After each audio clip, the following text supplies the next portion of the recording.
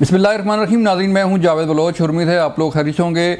आज भी तहरीक इंसाफ के बानी चेयरमैन की गुफ्तगू हुई है डेरा जेल में, और उनका ये कहना है कि फैज़ हमीद साहब को मेरे खिलाफ वादा माफ़ गवाह बनाया जा रहा है, उसकी कोशिश की जा रही है, और फैज़ हमीद से मेरे ख़िलाफ़ कुछ उगलवाने की कोशिश की जा रही है ताकि मेरा केस जो है वो मिलिट्री कोर्ट में भिजवाया जा सके।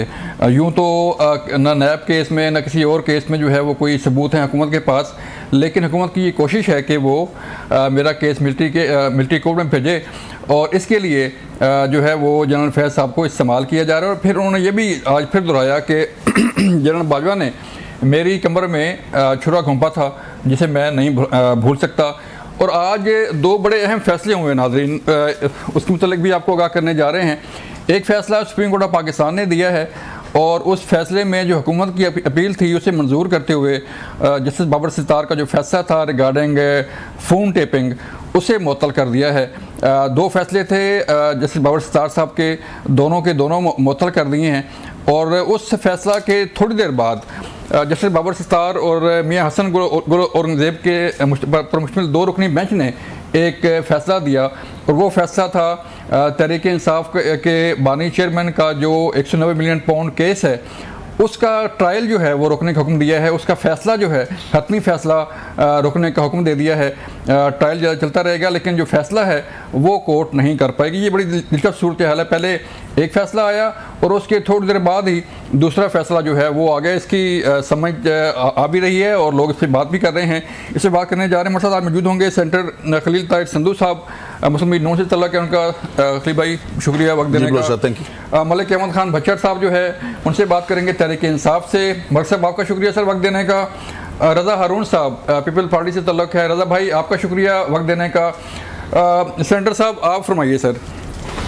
एक तो मैं यहीं से आगाज़ करता हूँ, एक तो आप लायर भी हैं। सुबह फैसला आता है सुप्रीम कोर्ट ऑफ पाकिस्तान से जिसमें वो जो आपकी अपील है फेडरल गवर्नमेंट की उसे मंजूर करते हैं, और जैसे बाबर सितार का जो फ़ोन टिपिंग का फ़ैसला था उसे मुअत्तल कर दिया जाता है। क्वेश्चन भी उठाए उस बेंच ने। तो उसके थोड़ी देर बाद ही सर दूसरा फ़ैसला आ जाता है कि जो तहरीक इंसाफ के बानी चेयरमैन का जो 190 मिलियन पाउंड केस है उसका फ़ैसला नहीं कर सकती कोर्ट। कैसे देख रहे हैं इस चीज़ को? सबसे पहले जी तो आपका बहुत शुक्रिया। देखिए हालात जो है जी बड़े परप्लेक्स्ड हैं। मैं ज़ाती तौर पे मेरे लिए दोनों भाई हैं, अहमद खान भच्चर साहब, मैं 4 टर्म्स इकट्ठे पंजाब असम्बली में रहे हैं, और रज़ा हारून साहब की हम वैसे बहुत ज़्यादा इज्जत इसलिए करते हैं कि वेरी सॉफ्ट स्पोकन और बड़ा अच्छे ऑलवेज। असल में सूरत हाल जो बनी, जितना खान साहब के पास, जितना उनके साथ ये सारा था अपना कबीला फ़ौज का स्ट्रेट फॉरवर्ड करने लगा हूँ आज, किसी हमारे साथ 30% भी उस वक्त होता तो शायद ऐसे ना होता। खान साहब का प्रॉब्लम ये बना, मलिक अहमद खान भच्चर साहब का अपना ख़ानदानी बैकग्राउंड पीछे से, आई नो हिम, आर्मी से भी है, इनके अजीज़ भी हैं आर्मी में।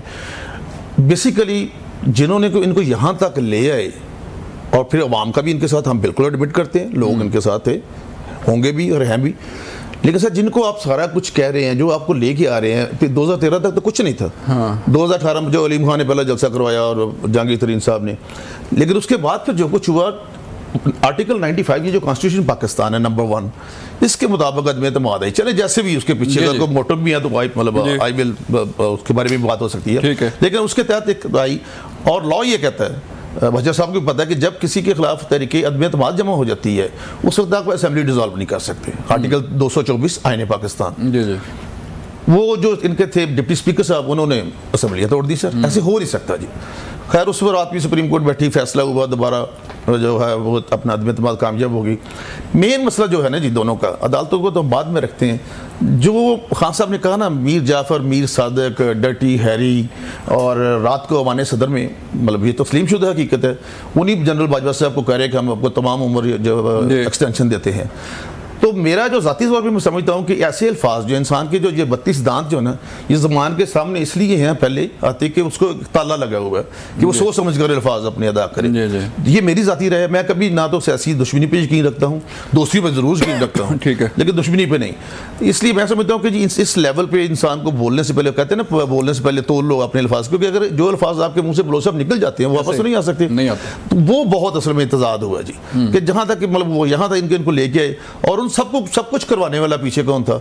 जो खुद चीफ ऑफ आर्मी स्टाफ बनना चाहता था, जनरल फैज हमीद। उसका मतलब देखो ना, पटवारी का भाई था, उसको तहसीलदार तक ले गया, एसीए भी बना दिया, ये कर दिया, वो कर दिया। आप ये जो है उसका आम कोर्ट मार्शल नहीं है, दिस इज कॉल्ड, बच्चर साहब इत्तेफाक करेंगे क्योंकि उनका ये जनरल कोर्ट मार्शल है। और फौज का एक अदारा ऐसा है जिसको मैं समझता हूँ कि जिनके पास अगर मुकम्मल एविडेंस ना हो तब तक वो बंदे को नहीं पकड़ते। तो ये इस वजह से, तो ये जो अल्फाज है ना जी, बेसिकली ये जो लफ्ज़ों के तीर या लफ्ज़ों के निश्तर जो है ना, ये जो ना बहुत काम ख़राब करते हैं। बेसिकली इनके साथ ये हुआ। सही है। मलिक अहमद साहब, आप सर बताइए कि अभी ये जो बयान आ रहे हैं डेरा जेल से, तो इसका क्या असर पड़ सकता है आपकी तहरीक इंसाफ की पॉलिटिक्स पर? कोई गुंजाइश निकालना चाह रहे हैं तहरीक इंसाफ के बानी चेयरमैन बार बार जो है फैज़ हमीद से लातलगी का इजहार करते हुए, या जनरल बाजवा को जो है वो कभी उन्होंने गद्दार कहा, कभी मीर जाफ़र का, कभी मीर सादक का, और अब कह रहे हैं कि दोबारा कह रहे हैं कि मेरी कमर में उन्होंने छुरा घोंपा था। तो इस सूरत हाल में जो है वो कोई बातचीत हो सकती है, आगे वे फॉरवर्ड हो सकता है? देखिए मलिक साहब, सबसे पहली बात तो ये है कि जिस तरह ये सिंधु साहब सारी बात तो आलमोस्ट खुद ही समअप कर गए हैं कि जिस तरह अदम एतमाद का वो माहौल बना था और वो अदम एतमाद हुआ, और सिंध हाउस में जिस तरह लोग वहाँ पे इकट्ठे हुए और एक डमी सी अपोजिशन बनाई गई, तो वो सारी चीज़ें तो डेफिनेटली उसी तरफ ही जाती हैं जो कि जिस तरह हमारे चेयरमैन बानी पीटीआई ने ये कहा है कि उस वक्त क्योंकि पूरा मरकज़ था अपना बाजवा साहब, और बाजवा साहब ने फिर फरवरी में ये ऐलान भी किया था, वो भी शायद आपको भी पता हो कि मैं अब आइंदा फ़ौज सियासत में अमल दखल नहीं देगी। तो वो तो चीज़ उधर तो मुसलमा हकीकत है, और सारी चीज़ें आपके सामने है कि जिस तरह वो अदम एतमाद शुरू हुआ, जिस तरह फिर सारा वो एपिसोड चला, तो उस हद तक तो ये बात बिल्कुल 100% ठीक है कि उसमें बाजवा साहब का अमल दखल था। दूसरी बात सर जो जी आप फरमा रहे हैं ना जी फैज़ हमीद की, देखिए फैज़ हमीद को तैयार तो इसीलिए किया गया है। आप खुद देखें कि पाकिस्तान तहरीक इंसाफ के साथ जो सलूक हुआ, जो 9 अप्रैल के बाद, 9 अप्रैल की मैं बात कर रहा हूँ जब रजीम चेंज हुआ, उसके बाद फिर 9 मई हुआ, 9 मई में जो कुछ भी वाक़यात हुए वो आपके सामने है। फिर 8 फरवरी का इलेक्शन हुआ, तो चीज़ें तो उसी तरफ जा रही हैं कि हमें फंसाने की, चेयरमैन बानी पीटीआई को फंसाने की कोशिश की जा रही है। अब आखिर में ये जो जनरल फैज़ हमीद वाला मामला है, इसमें मैं ये समझता हूँ कि ये ज़ाहिरन तो लगता है कि ये भी इसी सिलसिले की एक कड़ी है, बट अब आगे जब बात चलेगी, फ़ौज के अपने अंदर भी एक इंफॉर्मेशन सेल है, उनकी पूरी इंफॉर्मेशन होती है। सिंधु साहब ठीक फरमा रहे हैं, बट अब ये अगर लेके आते हैं फिर एक मखसूस जमात की तरफ, हमारी तरफ, तो फिर इसके कॉन्सिक्वेंसेस जो होंगे वो कुछ और होंगे। अगर ये फ़ौज का वाकई एक अपना ट्रायल है तो फिर उनका अपना इंटरनल मामला है। इसका मतलब ये हुआ सर कि इसका मतलब सर ये हुआ कि जनरल फैज़ का तहरीक इंसाफ से कोई तल्लुक वास्ता नहीं था, कोई रब्ता नहीं था। सर जी ताल्लुक वास्ता इस सेंस में तो मलिक साहब देखिए मेरी बात सुने, उस वक्त थे वज़ीर आज़म इमरान खान जी, जब एक वज़ीर आज़म का और जो DGISI होता है उसका तो मलिक साहब ताल्लुक वास्ता तो होता है। ये तो आप उसका वो उसके बाद फिर सर बात ये है कि ताल्लुक वास्ते से मैं नहीं हट रहा। अच्छा। मैं ये स्पेशली ये बात कर रहा हूँ कि अगर उनको गिरफ्तार किया गया है, उनका कोर्ट मार्शल किया गया है, तो उसमें चार्ज शीट में आगे क्या आता है, क्या उस चार्ज शीट जो उन पे लगेगी उसमें क्या ये आता है? आगे बढ़ते हैं आगे बढ़ते हैं। रज़ा भाई आप बताइएगा सर, आप सीनियर पॉलिटिशियन है, आपके सामने है सारी सूरत हाल। एक तरफ तो जो है वो जनरल फैज़ का कोर्ट मार्शल किया जा रहा है, और दूसरी तरफ तहरीक इंसाफ के बानी चेयरमैन साहब फरमाते हैं कि मेरा उनसे कोई तल्लुक वास्ता नहीं था। तो इस तरह जान छूट सकती है कि आप पहले अपने DGISI को इस्तेमाल करते रहे हों और फिर कभी जो है वो कहें कि जी मेरा तो उनसे कोई तल्लुक वास्ता नहीं था।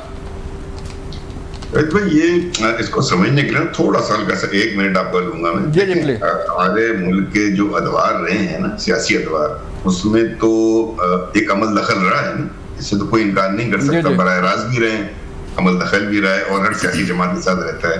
वो एक नॉर्म बन गया हमारे माशरे का, सियासी जमातों के दरमियान और उनके दरमियान एक राब्ता रहता है।